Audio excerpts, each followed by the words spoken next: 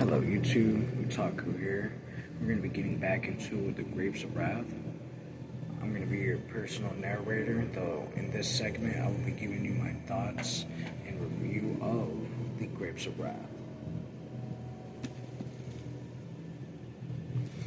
Now, before we begin, if you've been onto this channel before, I have a special intro where I have my eucalyptus inhalation equipment on standby, and if you haven't been onto this channel before, hi Father, if you haven't been onto this channel before, please go check out the channel description. It'll give you a better idea of who and what this channel is for, about.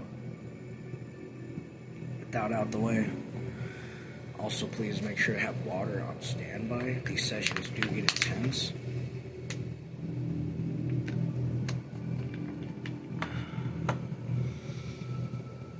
Now, I've had to go a few videos with normal equipment that was very minimal to the consumption of the eucalyptus. In this new video that we're producing right now, I'm able to show you a brand new product.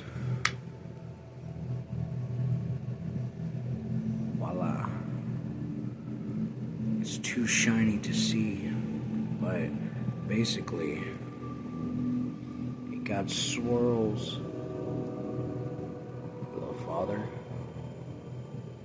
I like it. I like that swirl. And then it has like a weird frontal part. The flashlights are not good. Conductor of light onto that glass.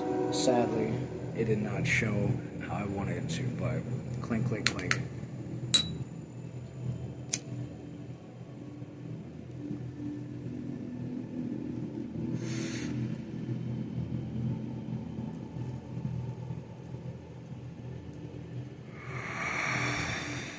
So much better. So much better. So much better.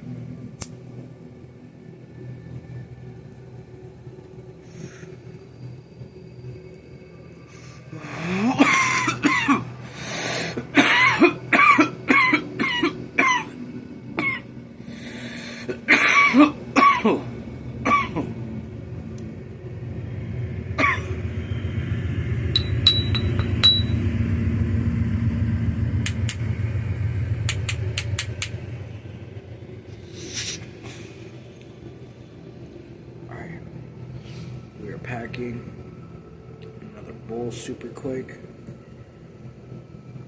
Yeah, like we've been around 70 videos now of this specific book.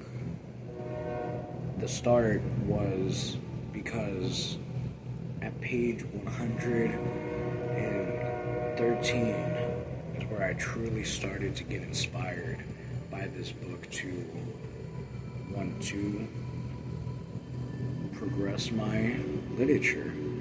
And in doing so, not only did I just want to read this book, I wanted to take every complex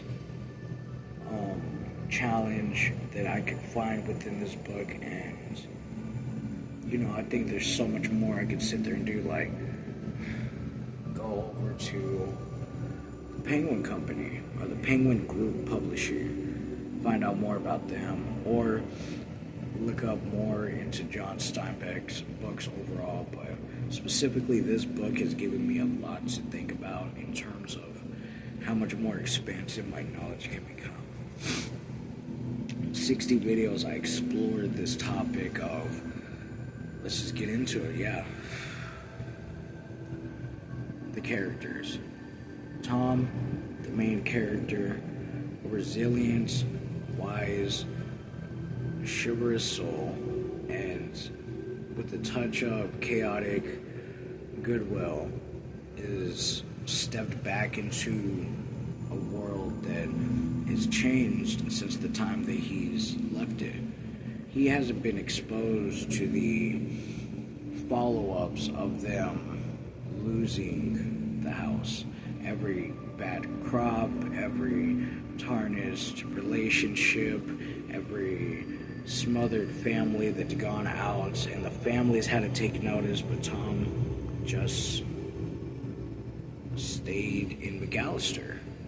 And you move over towards the rest of the family, like Pa and Ma, who are the de facto leaders, technically. Here, everybody plays their part. There's no true leader in this group. I'd say Ma is the most leadership role throughout this book was extremely like no other. The compassion and hardship of an individual was just best encapsulated by the mother of this book. In this book, well, Tom goes on with the family and faces many challenges. His brother steps up in different points. Al was the one who got the truck, and he's also the one who is the most outlandish of social roles in terms of he wants to be the big dog, but when it's time to be big dog, not everybody wants to sit there and be big dog. So Tom is more accustomed to handling stressful situations without giving in to his impulsive tendencies. And in doing so, he's the ideal candidate of leadership because he doesn't fall back onto his faults. And in doing so, he becomes inadequate. Al, whenever the family needs him to step up, he's going out chasing pussy. And he's going out, Uncle John, whenever the family needs him to step up, he's going out getting drunk and wallowing in his sorrows. Grandma and Grandpa are already past their time. Sadly, they don't make it too far into the story. 100 pages, 200 pages. If you're not somebody used to reading something like this, this is a challenge and a half for anybody who is not a book enthusiast. Because close to 500 pages will test a person's discipline. It honestly was not a drag to say, but when you're not somebody who takes baby steps, you're kind of just you're kind of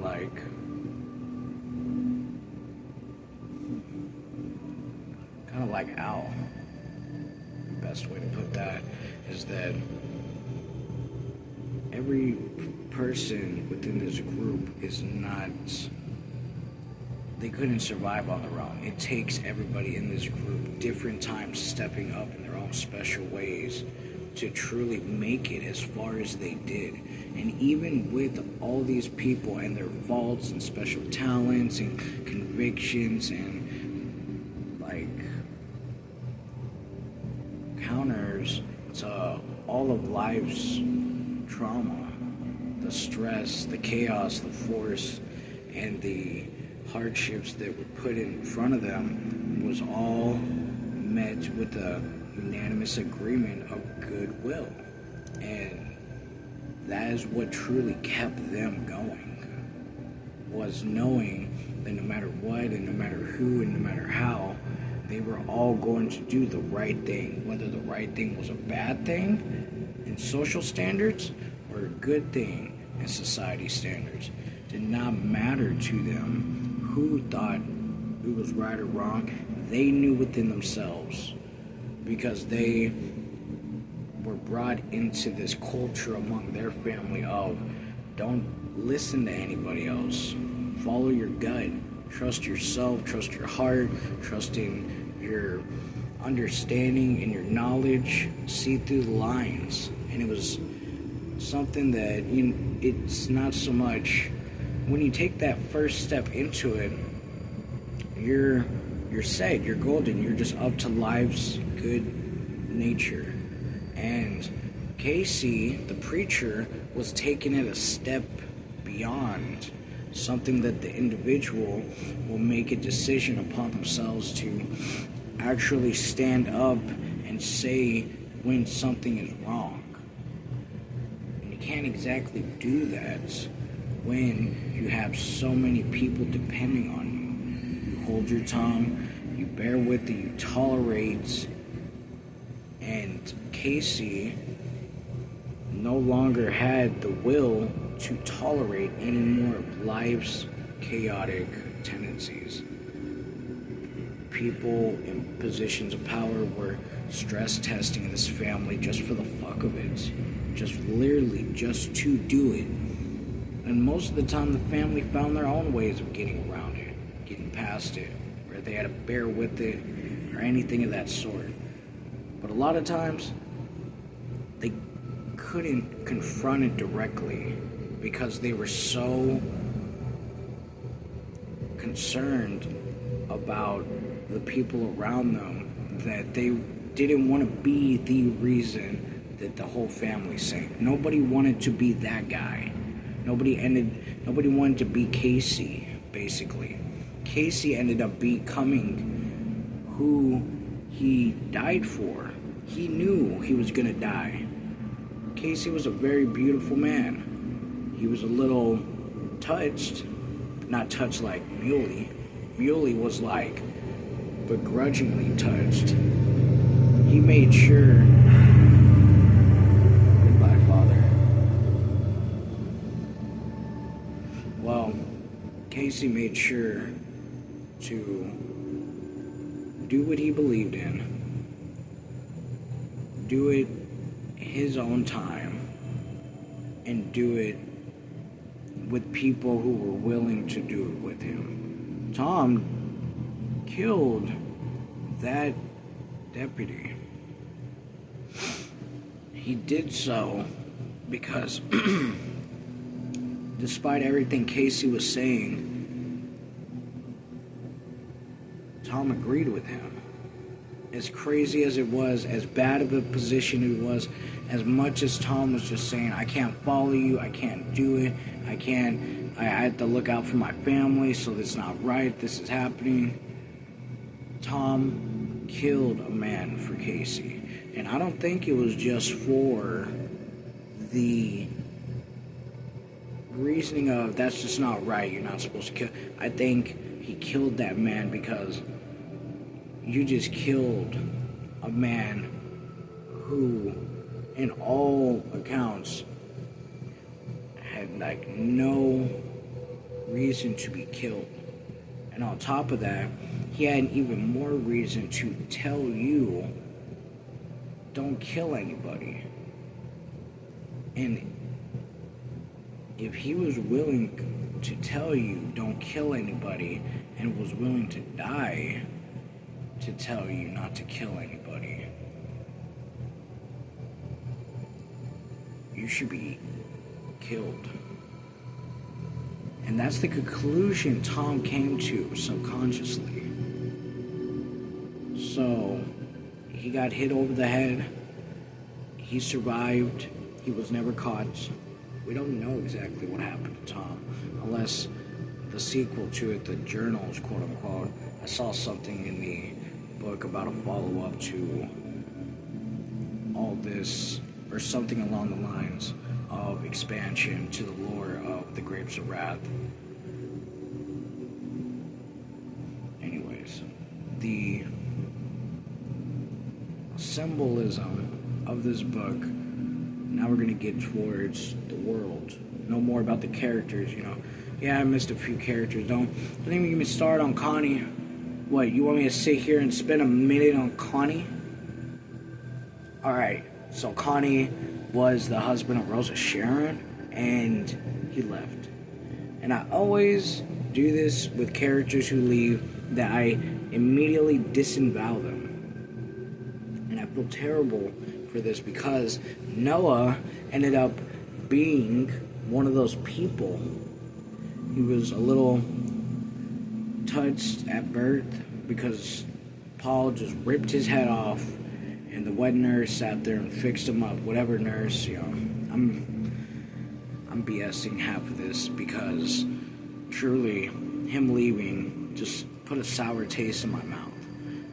Though, rereading it, I found that Noah contributed to being the first one to step up and get the whole family moving and ready to go. So, in his own ways, before everything was too much to bear, there was drive and motivation towards this person. And it stuck until it didn't. So unfortunate that it didn't. What's even more unfortunate is my biased opinion about, wouldn't you just leave the group like that?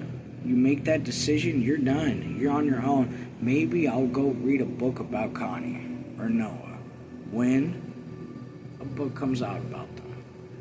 The thing is, I'm not too sure about anybody making books about Connie and Noah because they're just gone. Were they there when Rosa Sharon had to get her titties sucked by that dying man?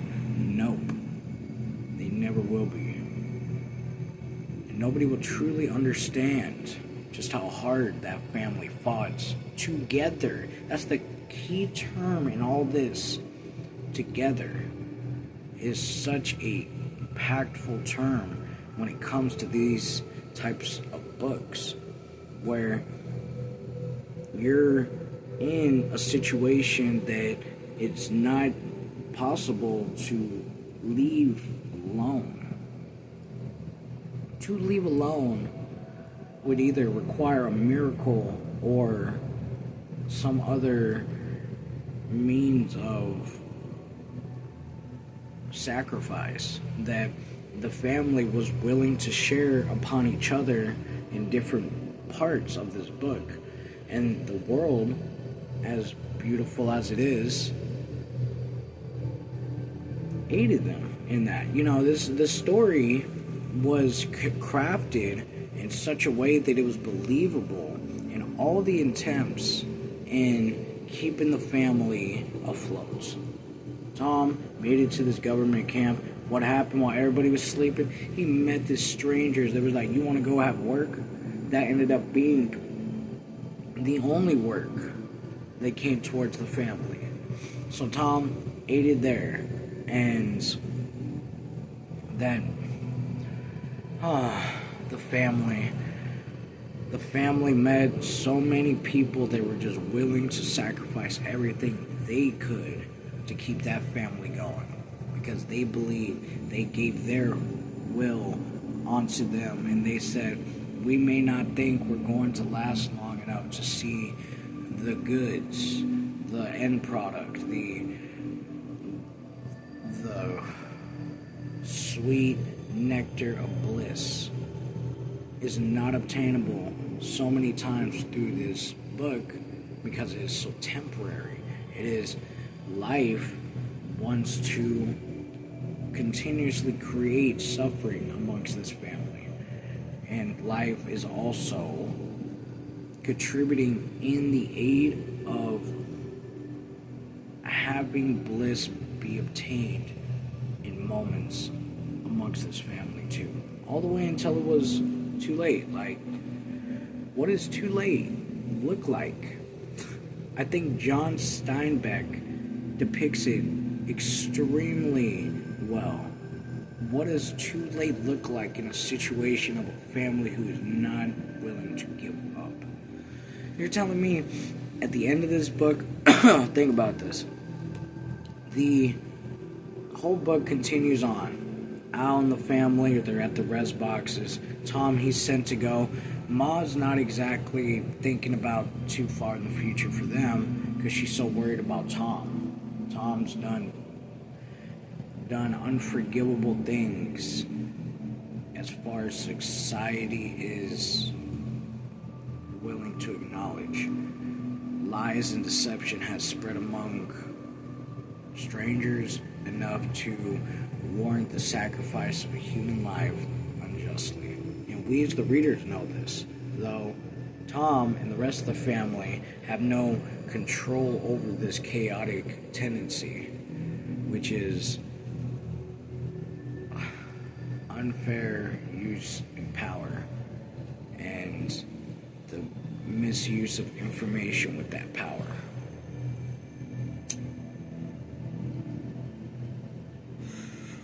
But I digress. The family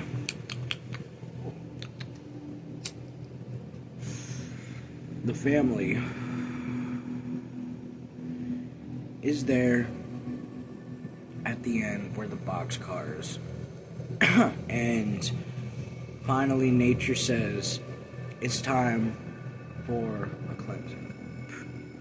Might as well have been a cleansing because people died during that storm. The hell that was created by Mother Nature where Rosa Sharon was giving birth and there was a flooding storm outside that required all the attention of the men. There was arguments and uncertainty amongst the group that finally led to violence or attempts and talks of violence. That's enough to strike fear in people's hearts. So, Rosa Sharon does not go through with the delivery, not by her choice, of course, and Ma is ready to be a good mother and do what is right and say, hey, we gotta go. I'm done. I'm so done with this. I'm sure we could find better elsewhere. Fair enough. Now, they go elsewhere. Paul, Ruthie, Weinfeld. Oh yeah, the little ones. The little ones are just side characters. They're making it through some miracle. Well, not Ruthie. Ruthie's a bastard. Ruthie is messed up. Weinfeld is whatever. He never truly does anything not unforgivable. Ruthie, though, she snitches on Tom, and I know snitch is just such a degenerate word. It's like, ooh. But in her childlike mind, and I don't know what these adults were thinking. I don't know what Tom was on about. They need to grow up. Though they're kids. They will not grow up. Biologically, mentally, physically, they are not growing up with the way they are. So Ruthie just blurts it out like, yeah, my brothers kill people. Well, even though, sorry, there's something in my eye. Tom is chalking it up to, oh, that's just kid talk. It truly does add on to Mom's concerns of the future. Enough to partake in a reason that, Tom, you just gotta go. I can't have you around no more. That breaks Mom's heart.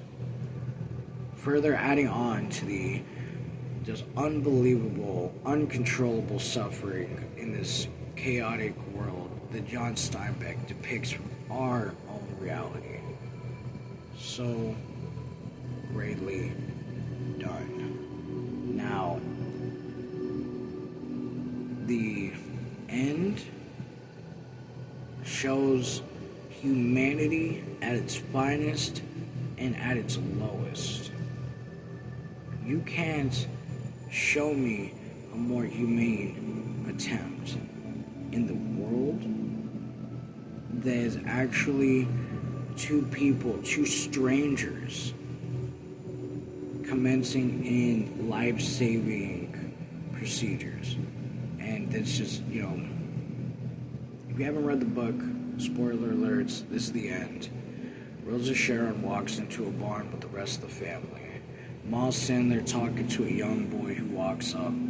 Yes, I'm going to get into it. That the family has to leave out of the barn because the little boy's asking what his dying father's behind him. He's dying. Do you have any milk?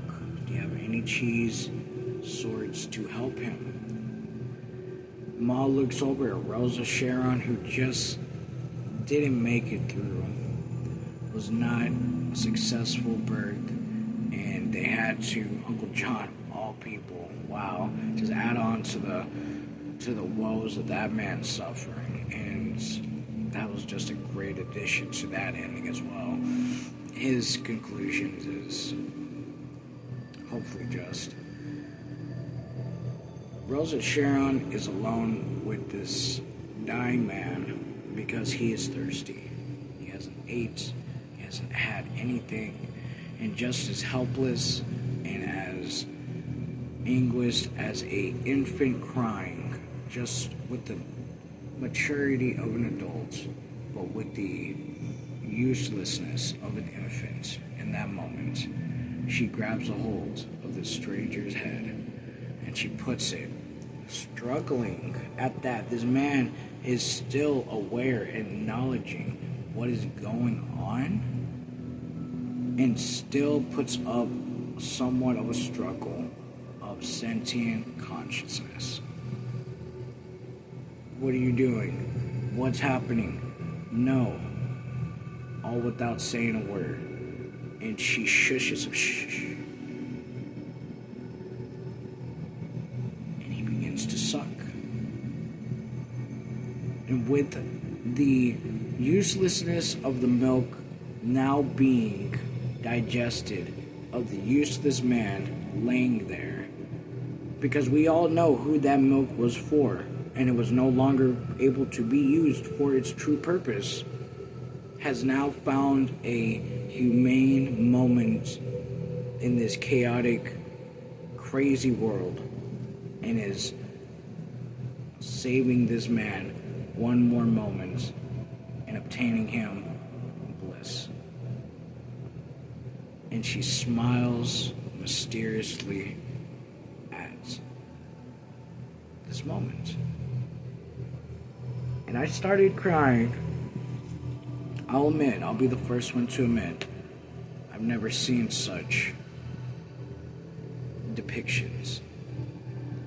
And it was really something to think about my own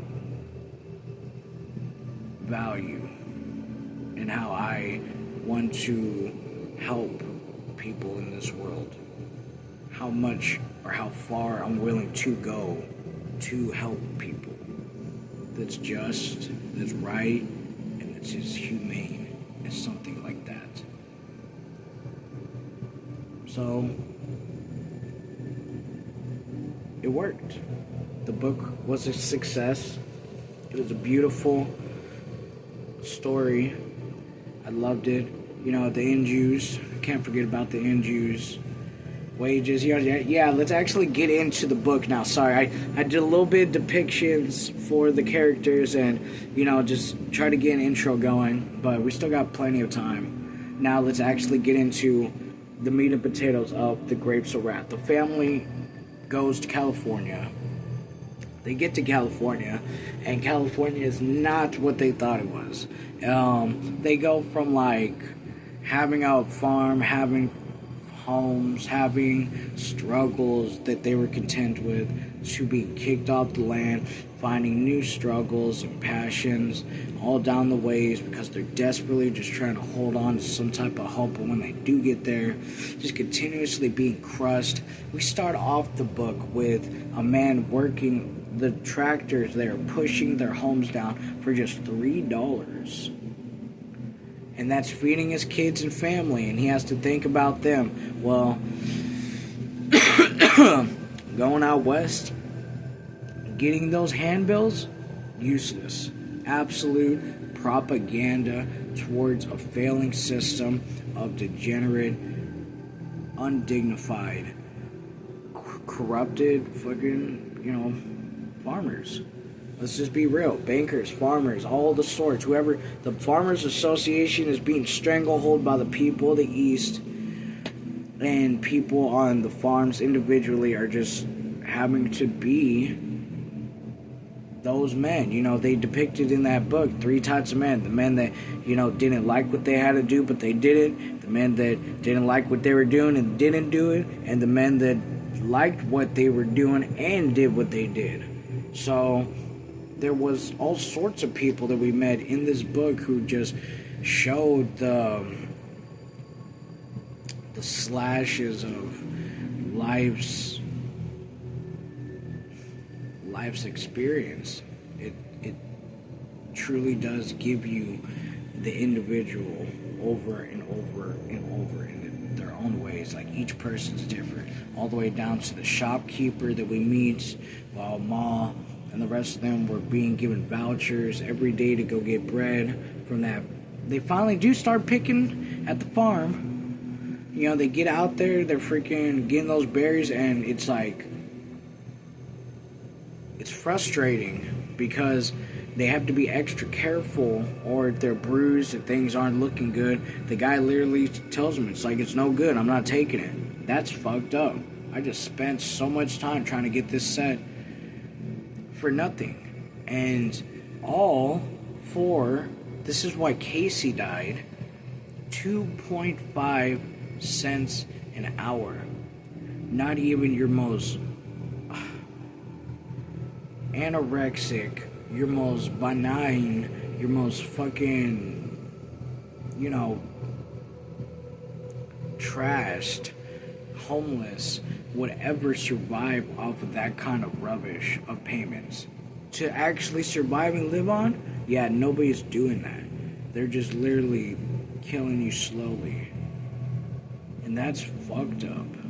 That's why Casey died. Because it was either die now or die by their terms and being used as cattle for their consumptions until it's like all the good people are gone. And that's just not how it's going to work. Casey made sure of that. Tom made sure of that. Rosa Sharon made sure of that. Paul made sure of that. Al, whatever, Al, fucking, I gotta stay for Angie. Angie, this fucking random ass bull of a woman, getting over there fucked by Al, and the parents are like, shh, gotta stay. So Al does, he stays. It's terrible to have this family, and yeah, that's why Casey died. I truly do just have to go back to that 2.5 cents, because the book really does show the digression, the decrease of wages as you're going through this book is becoming more and more significant to the suffering and conflict that builds to this moment. Like, if it wasn't for these people that just kept taking and jipping, and there wasn't enough good people to sit there and be kind enough to actually give society a fighting chance, because they were struggling, they were scared to lose their little bit of, they were just a little bit more ahead than the last. You know, if I'm just a little bit more ahead of you, then I feel better about myself. So that's why that shopkeeper was just, and Ma picked him apart perfectly. It's like, you gonna act like that? That's who you want to be? And she judged him very freaking maturely at that. And that man felt, he felt as almost as ashamed as a child would being scolded by their parents.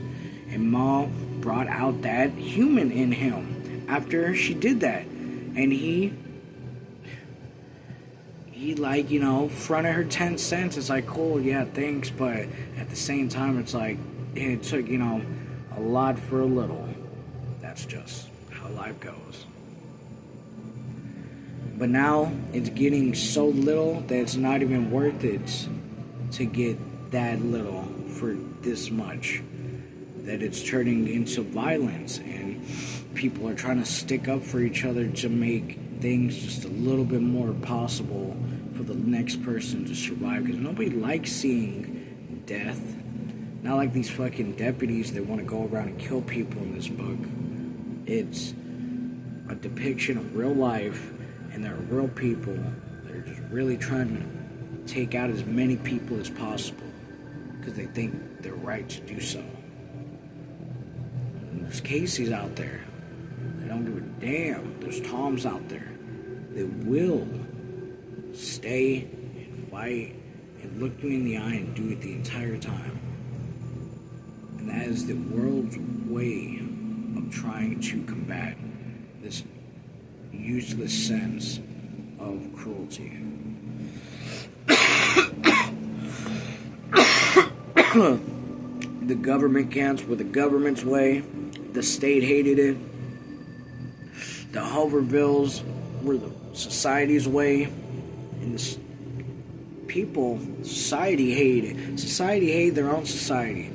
The government hated their own government. Because they were all trying to... One side was recognizing the unjust cruelties, and the other one was causing them. Wanting them, desiring them, advocating, distributing, and executing these actions were the reason why that they even had to commit these atrocities in the first place. They didn't act like this. They would have worked with them. They would have found a way to make things possible. But they come from a different time. And now, they can't even sit there and pick the fruits while they work. Grandpa was sitting there talking about taking a whole bag of berries and juicing them inside of his pants. You love to hear about it. Grandma, R.I.P. Grandma. R.I.P. Al's truck, because that thing flooded in. R.I.P. Who else? Is there anybody else that truly didn't make it that I should think about? That couple for sure.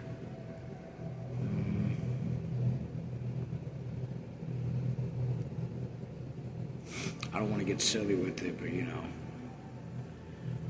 that dog, hopefully that dog was okay. The pigs they slaughtered, thank God those pigs were there for them to eat. That pork lasted a long time. Yeah, that pork that they salted down, whew, they've made that sucker stretch. Kudos to them, because damn, they knew how to survive. They used the bones, they used everything, all the way down to the freaking gritty. Oh, those children at the Hoverville. Darn. And then that woman comes up and has the audacity to give mom an attitude, talk about insecure, at least glad that your kid smelled like stew, has something in the belly, and then she all walks away ashamed of herself.